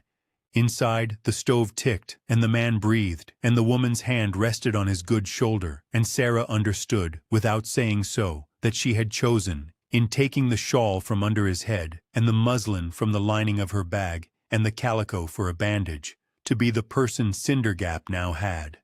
The rain slackened before dawn, and then stopped. Sarah Marsh sat by the stove with her hands on her knees and listened to the eaves drip. The unnamed woman had fallen asleep sitting up against the log wall beside the man, her shawl bunched under her cheek, her hand still on his good shoulder. The man breathed evenly. The muslin at his wound had darkened at the center but had not soaked through. Sarah rose quietly, set another length of cordwood into the stove, and went to the window and unshuttered it a hand's width.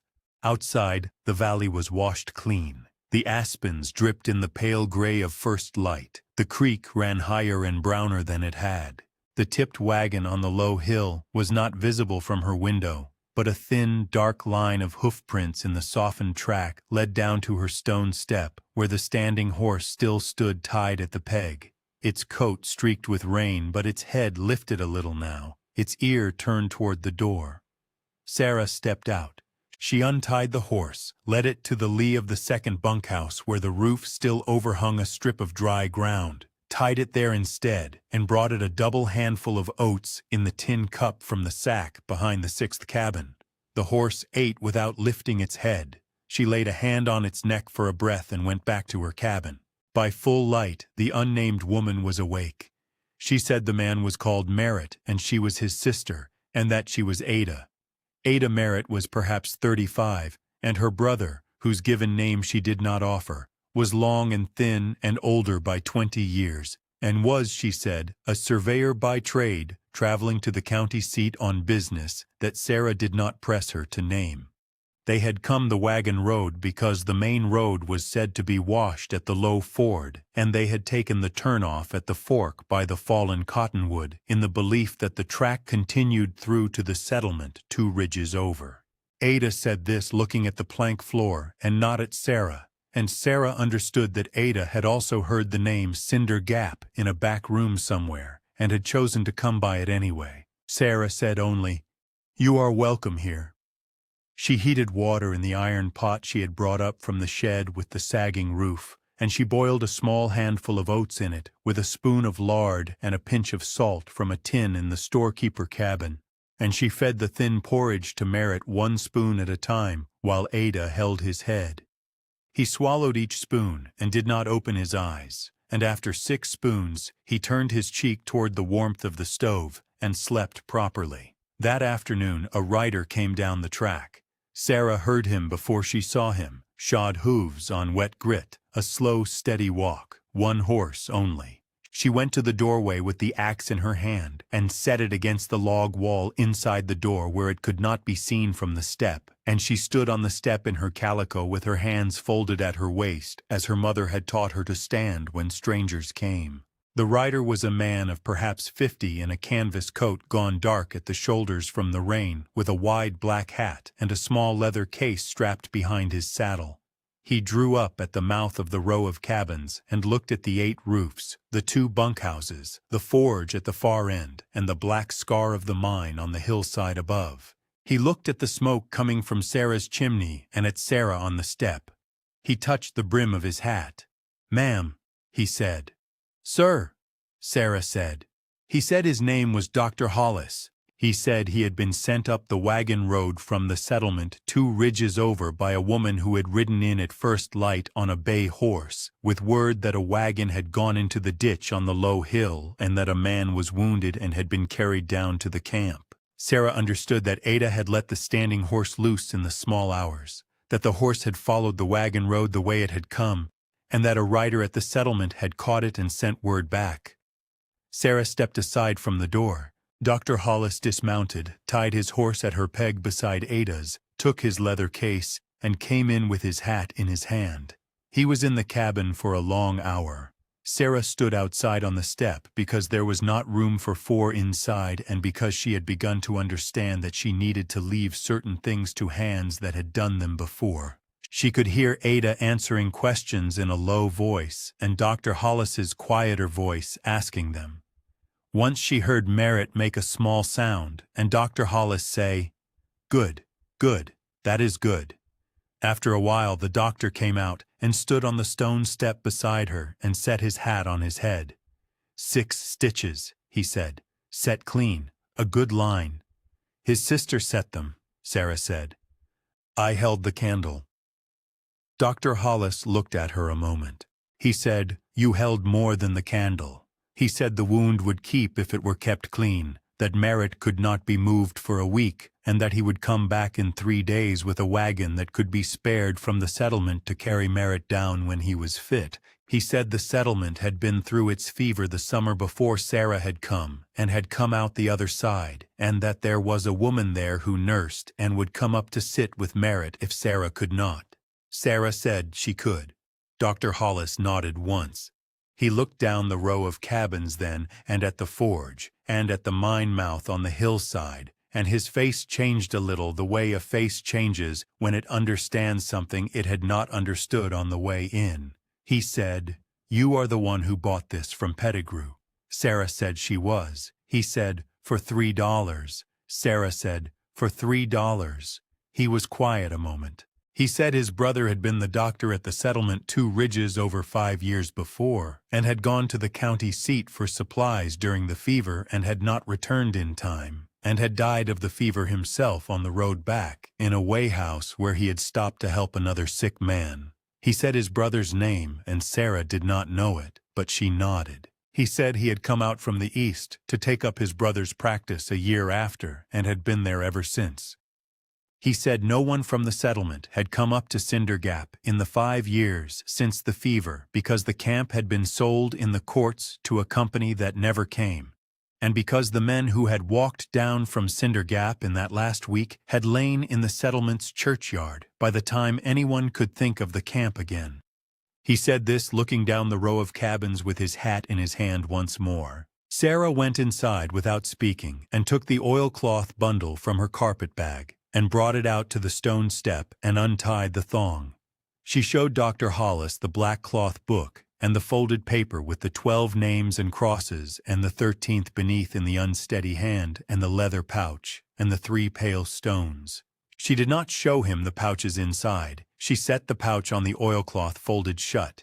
He read the last 3 lines of the book slowly, and then the folded paper, and then he put his hat back on his head and took it off again and held it against his chest. 12, he said. We buried 12 from up here.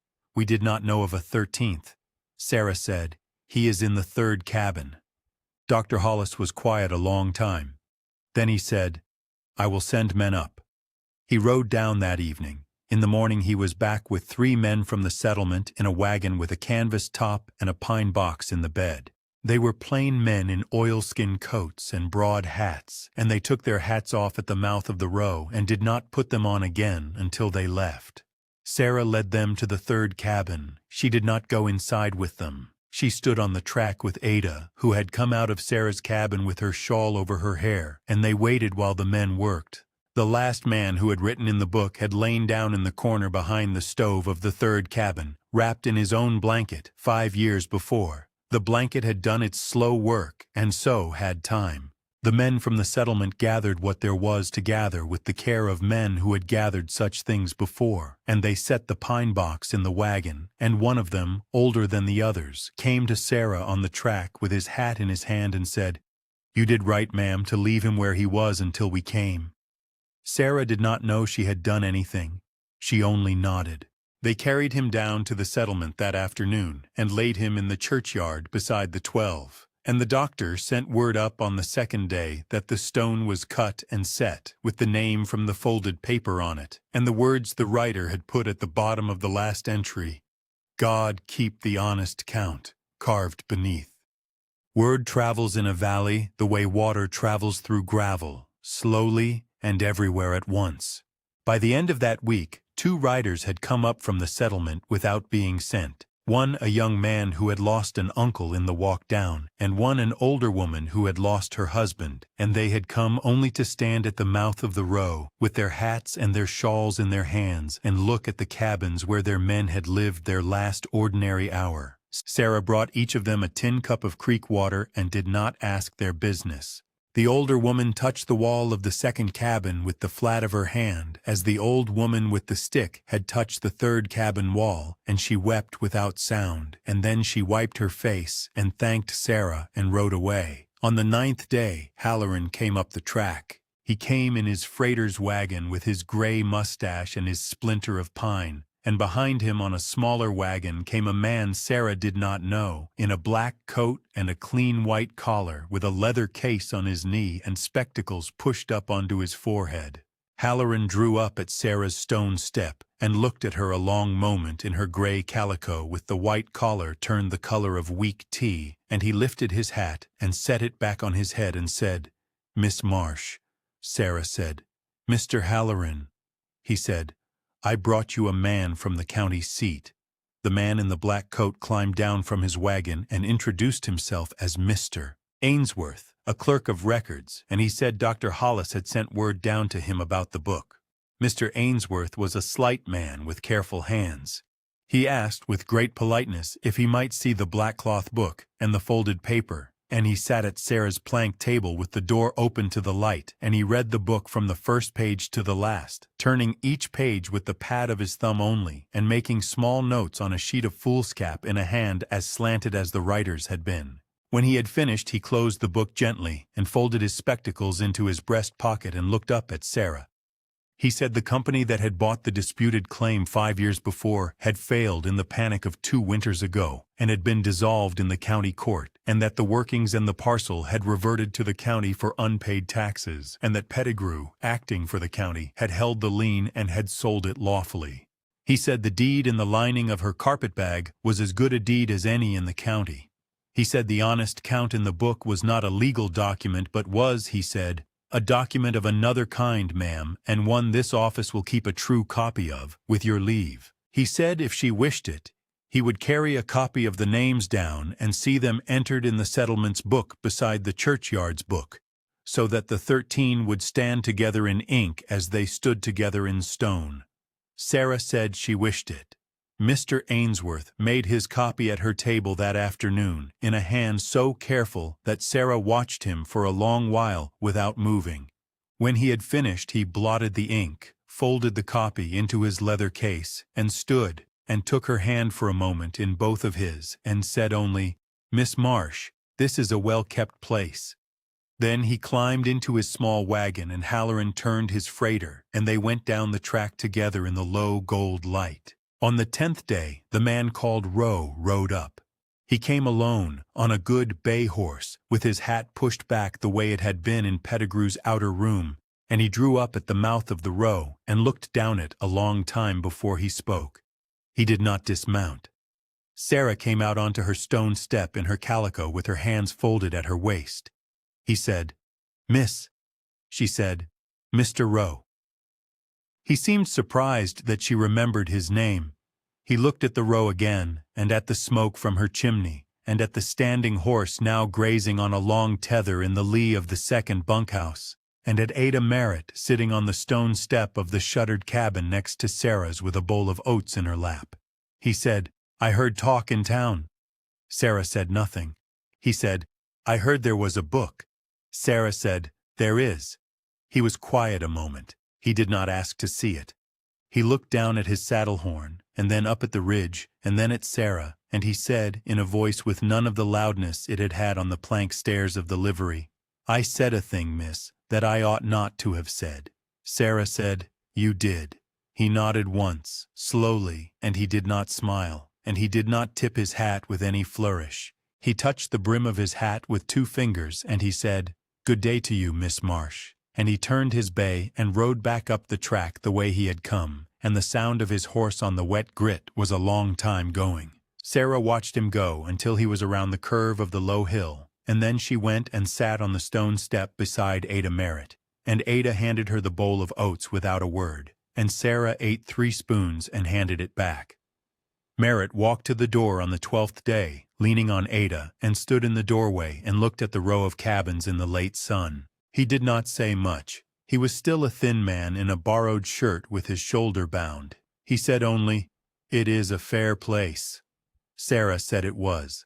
That evening, standing in the same doorway after Ada and Merritt had lain down, Sarah watched a small line of lanterns come up the track from the settlement 2 ridges over. There were 6 of them, moving slow and steady in the blue dusk, and behind the lanterns came the sound of a wagon and of quiet voices, and Sarah understood without going down to meet them that the settlement had decided among itself to come up to Cinder Gap on the last light of the day to stand once together where its men had stood, and that they had brought her a sack of flour, and a side of bacon, and a jar of honey, and a bolt of clean muslin, and a lamp with a good wick, because word had gone around, in the way word goes around, that the girl who had bought the camp for $3 was keeping it well. By the end of that autumn, Cinder Gap was not a graveyard, and was not yet a town, but was something between the two that had no name.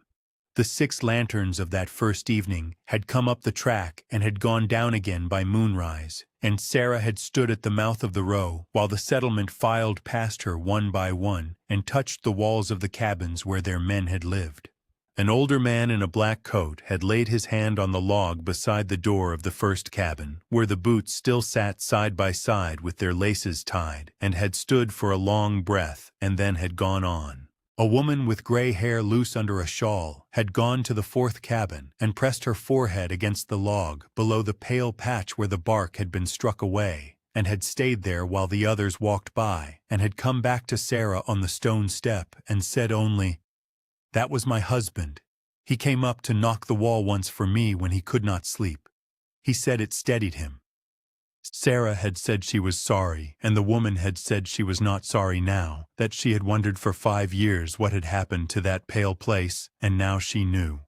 Then the woman had climbed into the wagon and the wagon had gone down, and Sarah had banked her stove and lain down in her calico with the wool shawl her mother had knit drawn to her chin, and had slept without waking until morning. In the weeks after, the settlement came up in 1s and 2s, never in a crowd. A man brought a barrel of nails and would not take payment. A woman brought a young rooster and 3 hens in a slatted crate, and left them in the lee of the 2nd bunkhouse with a note tied to the crate that said, "For the eggs." An old man walked up with an ash-handled hammer that had once belonged to the last man of Cinder Gap and set it on the anvil in the forge, and walked back down without going into any of the cabins. Sarah did not sell the honest count. She had counted the dust in the leather pouch on her plank table with Ada Merritt sitting across from her, and had found it weighed a little more than a pound.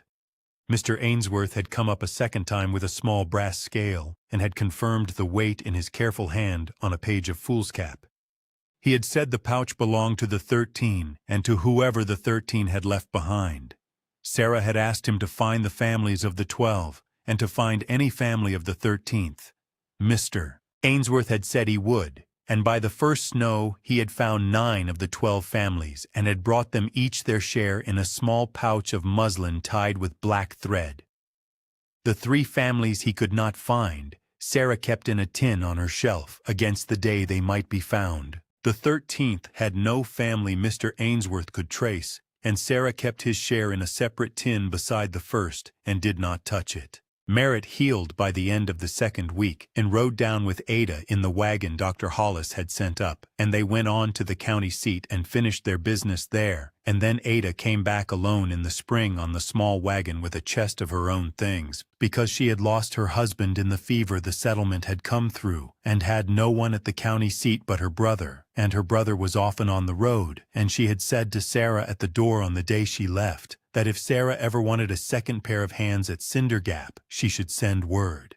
Sarah had sent word in March. Ada had come in April, and she took the shuttered cabin next to Sarah's, and she hung the blue wool shawl back on its peg beside her own things, because she had said it was a good shawl, and it had waited long enough. The workings Sarah did not reopen. She had thought about it through the winter, sitting at the plank table with the black cloth book open at the last 3 lines, and she had decided the honest count was closed. She said so to Dr. Hollis when he came up in March with a load of seed potatoes, and Dr. Hollis had nodded once and had said, "That is a good decision, Miss Marsh," and had not said more. Instead, Sarah put the tools back where the men had set them down, and left them there under the roofs she had mended. The half-shaped horseshoe on the workbench, the tongs on the anvil face, the hammer on the stump, the pickaxe leaned against the 3rd cabin wall, the wheelbarrow upright in the lee of the log. All of these she kept as they had been, oiled against rust and swept clear of dust, and she told anyone who came up that the tools belonged where they were and were not for taking. The tin lantern from the buffer at the mine mouth she carried inside the forge and hung on a peg above the workbench, because a lantern left in the weather was a lantern lost, and she thought the last man of Cinder Gap would have wanted the lantern kept. The mine mouth itself she closed with a plain plank door hung on hinges Halloran brought up on a run in May. She did not seal it. She fitted a latch and a bar. Above the door she nailed a length of pine on which Ada had burned with a hot iron the 13 names from the folded paper, in the order the folded paper had given them, with the words at the bottom that Ada had asked leave to add, God keep the honest count. Sarah had said yes. By high summer the aspens were full and green and the creek ran clear and the small work of the camp had a shape to it. Sarah kept the 6 hens and had traded 2 roosters for a milking goat with a settlement family whose barn had grown crowded, and she and Ada kept a small garden in the flat beside the creek where the soil was soft, beans and onions and a short row of potatoes and a stand of sunflowers that grew taller than Sarah by the last week of August. She mended clothes for the settlement in trade for flour and salt, because word had gone around that the girl at Cinder Gap had a fine needle and a patient hand, and she cut a small sign that she hung on the peg beside her door that said only Marsh, mending, in a hand her father had taught her when she was 8. The 3 stiff shirts from the sagging clothesline she had washed in the creek in the spring and had hung out again on a new line strung between 2 aspens, and when they were dry, she had folded them and taken them down to the settlement and had asked the older woman with the gray hair which of them had belonged to her husband. And the older woman had chosen the one with the patch stitched at the elbow, and Sarah had given her the shirt and had let the other 2 be claimed by whoever else could name them. Both were. On an evening in late September, a year and a little more since Sarah had climbed down from Halloran's wagon at the fork by the fallen cottonwood, Sarah walked up the track alone to the low hill where the wagon road curved and the valley opened. She wore her plain gray calico with the white collar that had gone the color of weak tea and the brown wool shawl that still smelled faintly of wood smoke, and her boots had been resoled by a man at the settlement who had refused payment. She carried nothing. She stood at the curve of the low hill and looked down into the valley in the last of the day. The sun sat on the west ridge, and the light was the color of honey lying on a plank table. Below her, Cinder Gap held 8 roofs and 2 bunkhouses, and the forge at the far end, with its wide door closed against the coming night, and above and behind them the plank door of the mine with the burned pine board above it, and the 13 names on it that could be read from the track if a person knew where to look. Smoke went up from 2 chimneys in thin gray lines, hers and Ada's, and the small wind carried the smoke east along the ridge and thinned it. The creek was pale silver in the low light. The aspens along the creek had begun to turn at their edges the way they had turned on the day she had first come, and the sound of their leaves was the same sound. Sarah stood a long while. She did not weep. She thought of the widow's barn where she had slept without a safe place to lie down, and of the hayloft where she had turned 20 in April with a slice of dry bread, and of the counter she had scrubbed for a bowl of soup, while 2 men over a barrel of nails had said the words "cursed patch" and $3. She thought of old Pettigrew dropping the 3 coins one at a time into the tin box, and of Halloran chewing his splinter of pine on the wagon seat, and of the old woman in the black shawl who had tapped her stick every second step and had said, "They did not go, they were called." She understood that sentence now the way a hand understands a tool once the hand has used it. She thought of what she had bought for $3 and what she had built with it, and she said aloud, to no one in the valley below her, and to no one on the ridge above, "I did not buy a mine, I kept a house."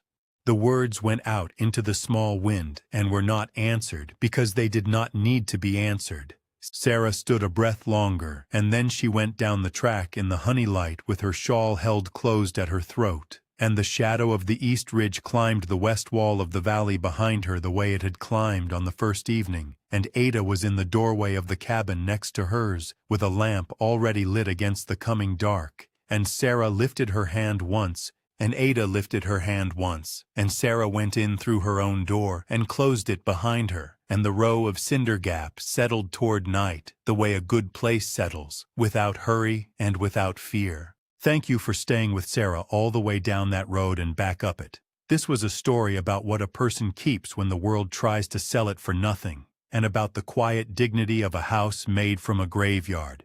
If it moved you, leave a like. Tell us in the comments where you're watching from, and subscribe so the next story finds you. Come back soon. Another lantern is already lit on another porch, and there is a wagon on another road waiting.